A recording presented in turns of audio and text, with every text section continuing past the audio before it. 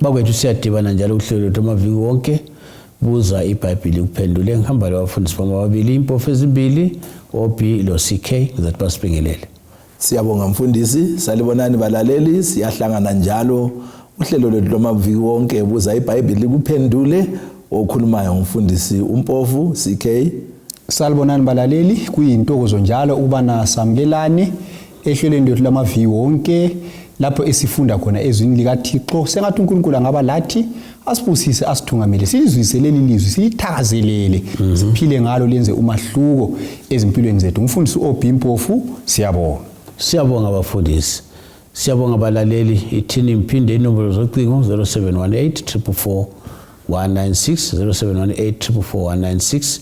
Uma ulombuzo kumbulo kwengeza ufuna ukuchasiselwa loba yini abafundisi abayiveze lapha bazasichasisela basincedise. Kanti ke njalo uma ufuna ugwalo olubizothiwa i-Great Controversy ngesilungu silalo silunika kungela mbadalo, njalo silalo ngesintu loba ngesindebele impikiswano enkulu.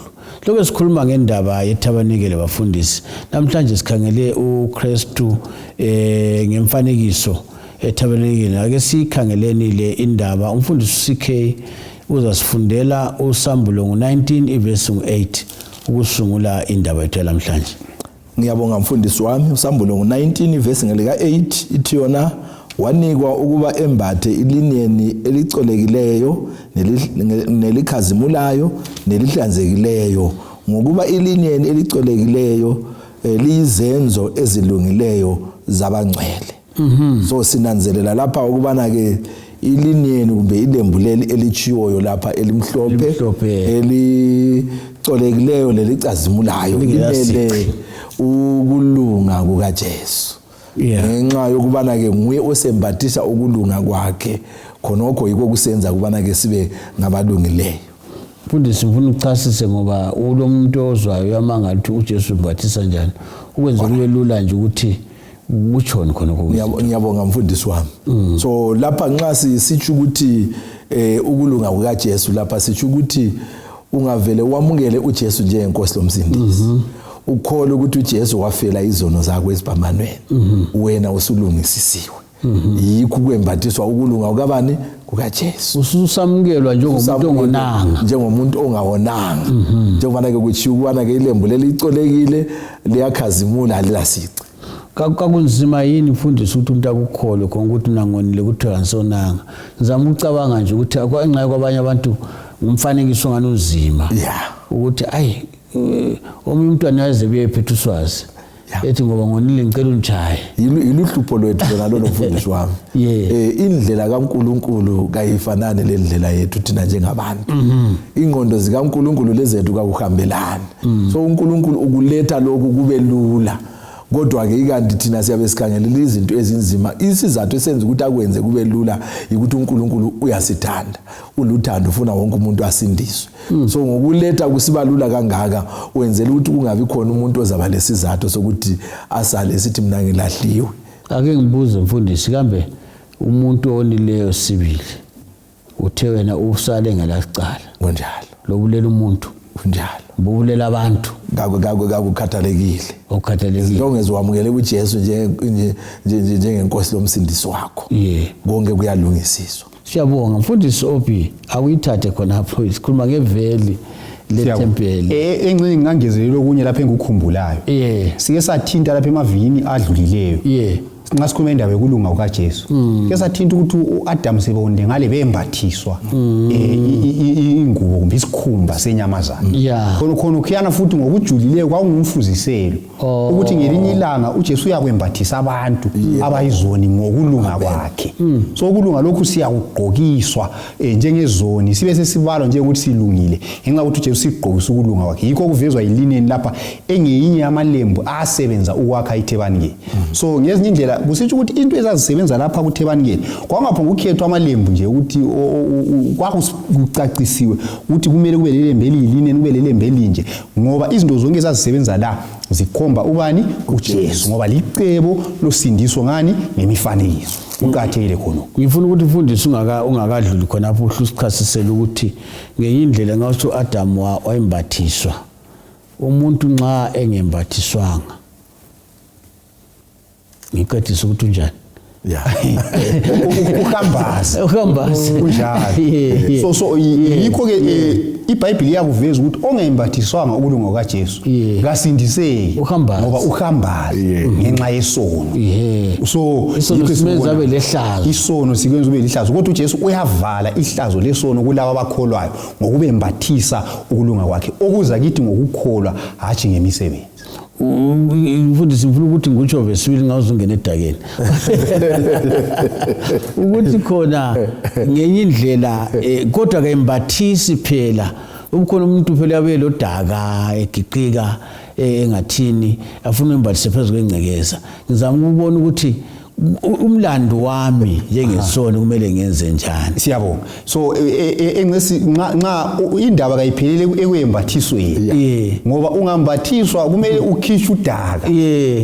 So kule ku second ku Petro wesibili ngalo kuthiwa kulabanye abafana lengulube ukuthi uNkulunkulu yathi ufuna ukukhupha udaka ukhupha udaka kuphendukele futhi uyejiqika. So indaba ayipheleli ekwembathisweni kodwa uyaqhela uJesu kayembathisa kuphela kodwa uyakhipha udaka akuchiye usufuze yena usuhlambulukile ungaselasi siyabonga mfundisi siyabonga kakhulu nasi yani indaba yeveli liyana siyabonga uzasibalela lapha amaHebheru 10 ivesi lika 20 amaHebheru 10 ivesi lika 20 amaHebheru 10 sikhuluma ngendaba eveli lapho ukuthi iveli lethempeli siyakhumbula ukuthi engisakuthinta kodwa sike sakubala emavikini adlulile ukuthi kwakule veli elihlukanisa indawo engcwele lendawo engcwele yiveli esikhuluma ngalo lapho ukuthi limeleni ibambe mfundisi siyabonga ithi yona ke ngendlela asivulela yona indlela entsha ephilayo edabula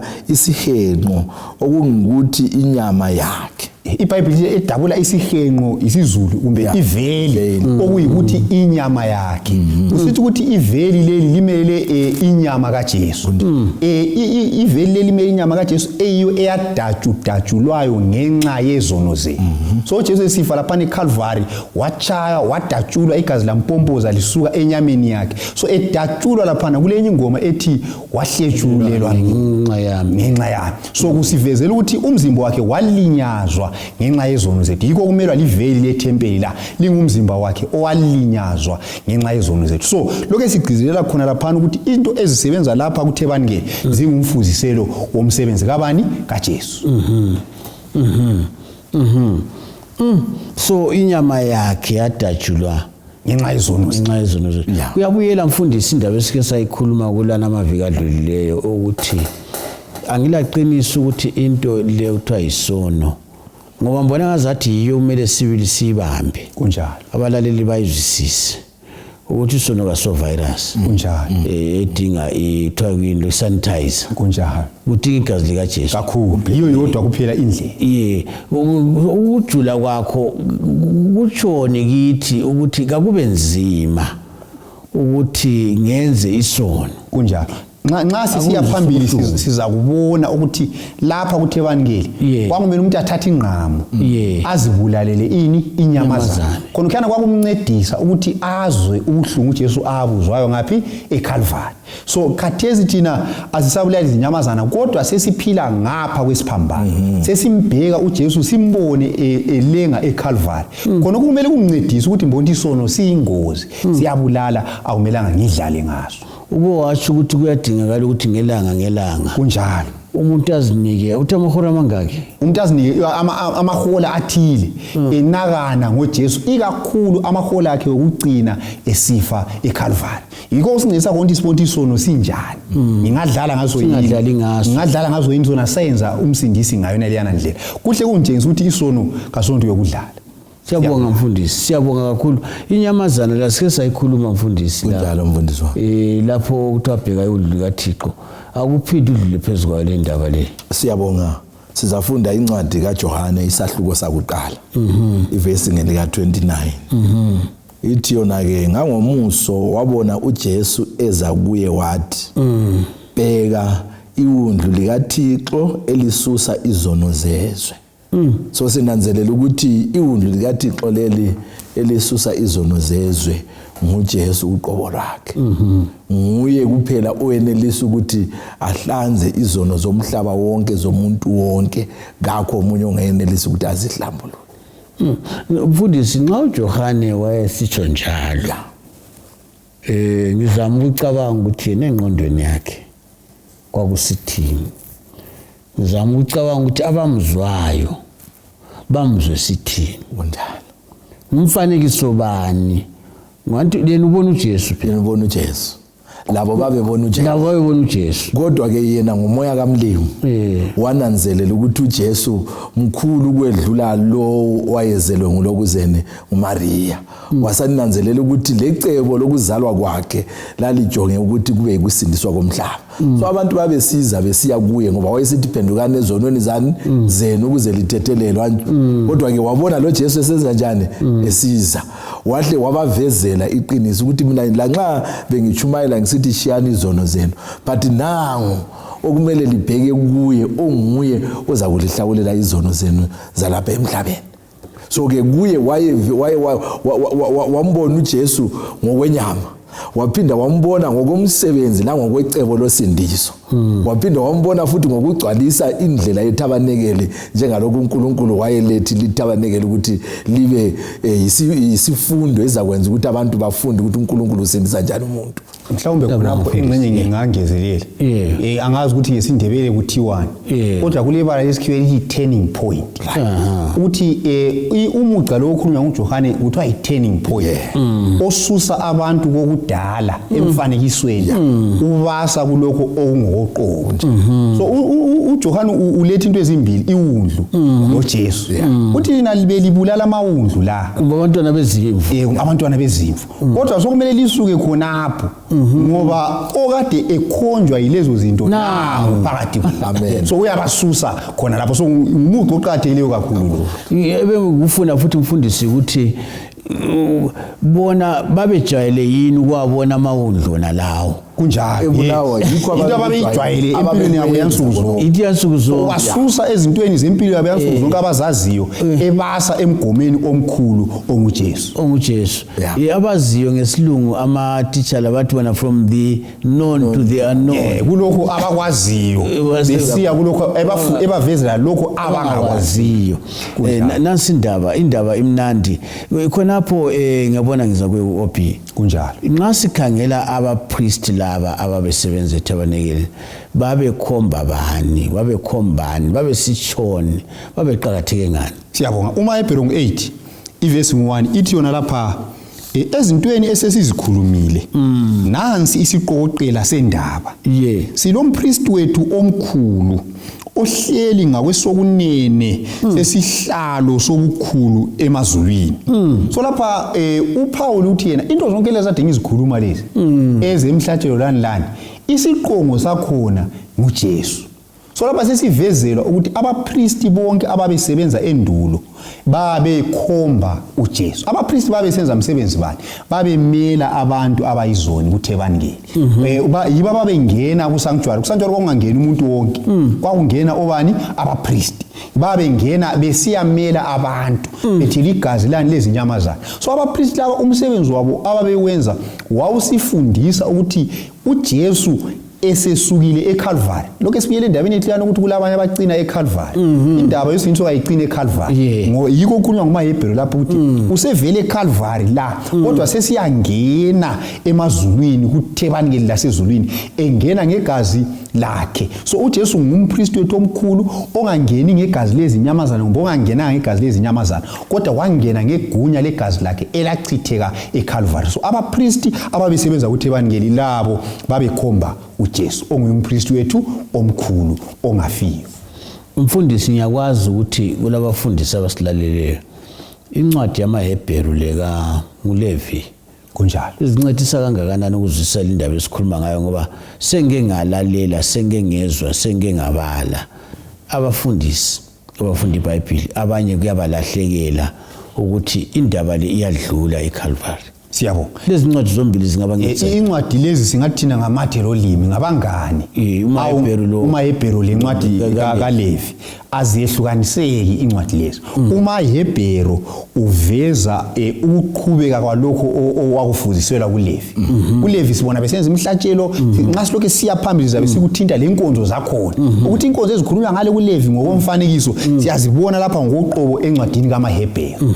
So uhlupho olungaba khona mhlawumbe ukuthi engcenye abanye babala uLevi bangasabuyi kumaHebheru. Kodwa ungabala uLevi ubuye kumaHebheru kuyangenana nje kuhle. Ubona ukuthi icebo losindiso kaliphelelanga eCalvary kodwa liyaqhubeka lapho uJesu akhona kathesi ukuthi ebangeli laseso. Ngeyindlela uLevi la kunjalo. umaHebheru sisale Kunjalo. umaHebheru sesithathe sihambe la ekhonale ezulwini ngokukholwa. Kunjalo. Siyabonga mfundisi. Mfundisi CK nxa sikhangela kuthiwa yini umcephe kuthiwa yini indawo le angazi kuthiwa yini ngesindebele. Akusifundele khonapho encwadini kaTitus 3:5 loZakhariya 12:1. Siyabonga mfundisi. uThito ngesahluko sesithathu lapha ivesi lesihlanu ithi yona ke wasisindisa kungengamisebenzi yokulunga esayenzayo thina kepha ngokwesihawu sakhe ngesigezo sokuphinda ukuzalwa ngokwenziwa sibe basha ngomoya ongcwele. Ngale kulokuzeni kuZakhariya la ukhuluma ngento efana nayo. Kodwa ke engifuna ukuthi ngikubeke ukuthi leyi okukhulunywa ngayo ngolimi lwesilungu kuthiwa yilava kwakuyindishi eyayenziwe ngezibuko ezokuthi nxa umuntu efika khona phana izibuko zona ziyakutshengisa ukuthi wena unjani lesokufakwa amanzi phakathi njengesibuko esisaziyo nje kufakwa amanzi phakathi. So ke lokhu kwakumele ukuthi umthetho uyakutshengisa ukuthi wena umi ngaphi ngokwentando kaNkulunkulu. Ungazinanzelela ukuthi wena umi ngaphi ngokwentando kaNkulunkulu njengalokho umpriest engakayikwenza umsebenzi laphana wayesithi angazibona abesezigeza ukuzihlambulula. So ke sinanzelela ukuthi amanzi lawa asemele ivangeli elisivezela uJesu onguye iwundi likaThixo esinjani esisindiswa ngalo. So ke yikho kwakumelwe inditshi lezi sikhuluma ngayo. Ake ngihambela abanye abaqala mfundisi ukuzukhuluma ukuthi wawufika lapha uzikhangele uzibone njengomuntu ezibone esifukweni kunjalo. Nxa kuyikuthi ngoba ngigqokele lapha intambo yami leyitshekile uyiqondise manje ukugeza kwawubona njani? Wawubona ngazibuko njalo? Ugeza udinga ukuthi ugeza anti ugeza emanzini phakathi kwezibuko. So uyabuzibona ukuthi vele lapho uhlambulukile uyageza. Uthi nxa usuka laphana siyabamba inkonzo leziyana eziqhakathekileyo sukwazi ukuthi okubonakalayo kwangaphandle ukuhlambululile emanzini lawana senditshi. Ubani wayegeza lapho? Umpriest. Wayengakangeni ngayo. Engakangeni phakathi. Wayegeza. Wayeqala geza. Wayengekangeni engageza. Wayengekangeni engageza. Yikho uyayivele isitsha sakuqala osibonayo nxa ungakangeni. Mfundisi OP ukhona ufuna ukwengeza khonapho? Siyabonga. Esingakungezelela futhi khona phana ukuthi ivangeli liyahlambulula. Singananzelela ukuthi izinto zonke lezi lapha zilokho eziveza uJesu. Kukhulunywa lapha ukuthi kule vangeli lelihlambulula. Ivangeli kuyini? Izindaba ezinhle ezithi uJesu unjani uyasindisa. Umthetho yisibuko uyatshengisa ukuthi ingcolile kodwa umthetho kawungeke ungihlambulule. Ohlambululayo ngubani? nguJesu, ligazi likaJesu. So indaba nguJesu. Siyabonga mfundisi. Ngakuthiwa isinkwa laphana kulesinkwa ngazi mfuna uqala usichasise siyabona ukuthi so ukuthi ebanike njalo siza kulokho sikwambula ezifundweni ezilandelayo. Kwakulesinkwa lapha esasihlala etafuleni zonke. Isinkwa lesi kwakungamaphisi kumbe amaslice angu-12 ayilungiswe amanye aba ngu-6 amanye aba ngu-6 ngapha. So isinkwa lesi simeleni yikho esifuna ukuthi sikukhangele la. uJohane ngu-6 ivesi ngeka 48 uJesu uthi yena ngiyisinkwa sokuphila. So ngezinye indlela isinkwa lesi la sasingabombanga ukuthi sifakwe ukuthi sicecise. Silomutsho siveza uJesu njengesinkwa sokuphila. So indikimba ithi yona okuphakathi lapha kuThebaningeli usitshengisa uJesu. So uJesu uthi yena nxa lingadla ilizwi lami lingakholwa kimi, ungafunda kuJohane 6 abantu kuthiwa babalokhe belandela isinkwa lesiyana bekhumbula isinkwa lesiyana ayekasinika abantu. uJesu wabatshela wathi mina ngiyisinkwa sani sokuphila, lesi elisibone ngisinika abantu lingasidla liyabuya lilambe futhi. Kodwa lingadla lesi sinkwa ngokukholwa kimi la ngokufunda ilizwi lami liyathola impilo enjani engapheliyo. So isinkwa siveza uJesu oyisinkwa sokuphila. Kumele umamukele empilweni yakho abe nguye oyisiqoqela sempilo yakho, uyathola impilo engapheliyo. Siyabonga. Ake sikhulume ngokukhanya mfundisi CK. Siyabonga. Sizafunda incwadi kaJohane isahluko sakuqala ivesi ngelika 9. Johane isahluko ses8 ivesi ngelika 12.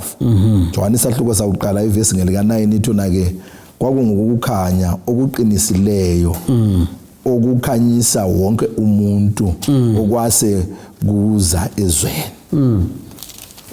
uJohane 8 verse 12 ibisisithi yona ke lapha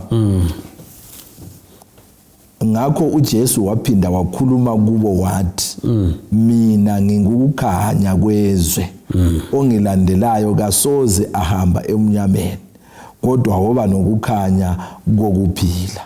So ngamanye amazwi lapha uJesu uyagcizelela ukubana ke yena nguye ukukhanya komhlaba, nguye oyikukhanya kwethu siphila lapha emhlabeni. Singamlandela yena uJesu asisoze sahamba emnyameni, asisoze salahleka endleleni. Kodwa ke singakhetha ukulandela abafundisi kumbe silandele omunye umuntu sizalahleka. Kodwa ke nxa silandela yena oyikukhanya kwezwe kasiphinde futhi siphume endleleni yakhe. Yikho ubona sikhuluma nxa sikhuluma ngendlela kaNkulunkulu esethabanekeleni sikhuluma ngaye uJesu. Ukuthi ungalandela uJesu lapha khona ungaze ukhangela impilo kaJesu lapha emhlabeni. Nxa ufuna ukuthi ungaphumi endleleni khangela ukuthi uJesu loba kuyini akwenzayo wakwenza njani, loba ekhonza wakhonza njani. Khonoko kuyakwenza ukuthi ungaphumi endleleni. Bengicabanga nqoza ukuthinte kafitshane ngezibane leziyana lokukhanya eThebanekele. Uzananzela ukuthi lezane zaseThebanekele mfundisi njengoba usitsho zazingavunyelwa ukuthi zicime. Kwakumele zikhanye okwamahola ngama24 esikuthi 24 hours a day. Kwakungamelanga zicishe ukutshengisa ukuthi ukukhanya kwakudingakala ukuthi kuhlale kunjani kukhona kokuphela. So uJesu uyadingakala ukuthi ahlale esikhanyisele ezimpilweni zethu. Ungathini mfundisi ngokuhamba ekukhanyeni? Ngoba nxa sihambe ekukhanyeni sihamba loJesu. Kunjalo. Ungathini ukuthi kuqhakatheke kangakanani ukuthi singahambe ekukhanyeni sihambe ebunyameni sihambe nxa ukhuluma ngezibantu zazivele zihlala zinjalo. Kwakungalasikhathi ukuthi kumele ngezingane kazikhanyisi kuhle kuvilibana, kumele zikhanye zicace ubona ukuthi ziyakhanyisa. Singathini ngempilo njengamaKristu ngokuhamba ekukhanyeni sonke isikhathi? Ingozi ukuthi ungaphuma ekukhanyeni ungene emnyameni uzakhilikithela uwele kokuphela ungaze waphinda waphenduka futhi ekukhanyeni. So kuqhakathekileyo ukuthi nxa uhamba ekukhanyeni hlala usekukhanyeni sonke isikhathi. Yeah, mfundisi Ophi sigqiba la. Siyabonga sesikhuluma ngendaba yempepha lapha. Impepha. Sizacela umfundisi Mbofu asibalele uSambulungu 8 ivesi ngelika 3. Sambulungu 8 ivesi ngelika 3 khona phana. Khuluma ngendaba yempepha lapha.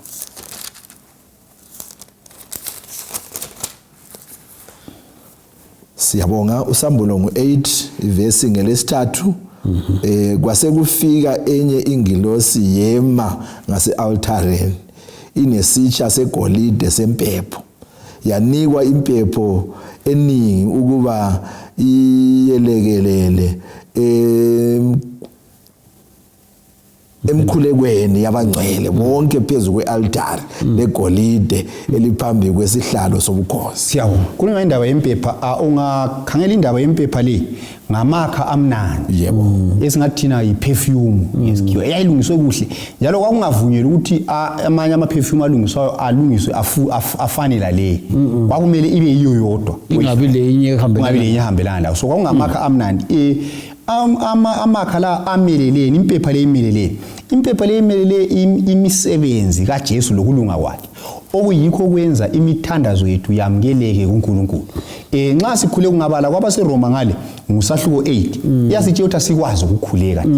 So uJesu nguyosimelayo esimela laphana uyancedisa ukuthi lanxa thina singakhuleki kuhle izimilo zethu zingafanelanga nguye oyenza ukuthi imithandazo yethu yamukeleke ngokulunga kwakhe yena ngokufanela kwesimilo sakhe ekhaya ezulwini. So impepha imelele isimilo sika Jesu esenza imithandazo yethu ibe loqhathi oluhle nxa ifika ezulwini. Ngenye indlela nxa kungela ufundisi kuyabuyela ukuthi ngiyindlela leqiniso lokuphila. Ngakho oza kubaba ngaphandle kunjalo. Bakhona abanye abathi bona abantu bangafika akufikeki. Akufikeki. Abathi bona bafuna ukuqumela akufikeki. Ayikho indlela yokufika uJesu engekho. Akuyindlela yokufika. Yes. Singathini ngalabo engxanye abafa bengazange bezwe ngegama lika Jesu? Siyawo singathi thina uNkulunkulu ulenhlakanipho esingeke sayizwisisa. Bona laba abantu abangazange bezwe ngegama lika Jesu ngihamba kuRoma 1 kuthiwa kukhona okwemvelo ababe kukhangele khonapho ubancedisa ukuthi babe kwazi ukuthi kuloNkulunkulu. Nxa kuyikuthi bakukholwa khona lokho bakulalela ngaleso sikhathi ngokukhanya okuncane ababe lakho bangasindiswa. Kodwa nxa khona lokho okubafundisa uNkulunkulu bengazange babunake bayalahlwa ngokuthi abazange banake ukukhanya ababe kuphiwe ngaleso sikhathi. Ngenye indlela phela mfundisi ukuthi nxa babe ladele khona ukukhanya la khonokho ngabe yakwazi beza kulandela ngaba khona namhlanje bebeza kulandela kunjalo. Ilizwe lodwa lokukhuthaza abalaleli engingakutsho ukuthi izitsha zonke ezisethabanikeleni zikhomba uJesu simele uJesu. Haleluya. Njalo yilo lodwa igama esiliphiweyo ubana sisindiswe ngalo. Ayikho enye indlela yokuya kuNkulunkulu ngaphandle kukaJesu. Njalo kabhadalisi kudinga ukuthi wena umamukele lapho khona njengenkosi lomsindisi uthole impilo uthole ukusindiswa. Balaleli nasi indaba liyazizwela kalikho eliyigama thatha ibizo lika Jesu. Wena mntwana wezinsisi liyathokozisa liligugu emhlabeni liligugu ezulwini. Ayikho into esikuchiyela yona siliva legolide asilakho kodwa igama lika Jesu eliligugu phezulu kwamagama wonke thatha lona. Akulandaba ukuthi ubhekane lomumo njani nanti igama elika Jesu inkosi lomsindisi wethu owafela izono zakho lezono zami lezono zomhlaba wonke. Siyabonga abafundisi, siyabonga abalaleli, asidibane njalo kuvikelizayo dawana efana nayo ngesikhathi esifananayo. Kwalamhlanje sigqiba lapho. Siyabonga.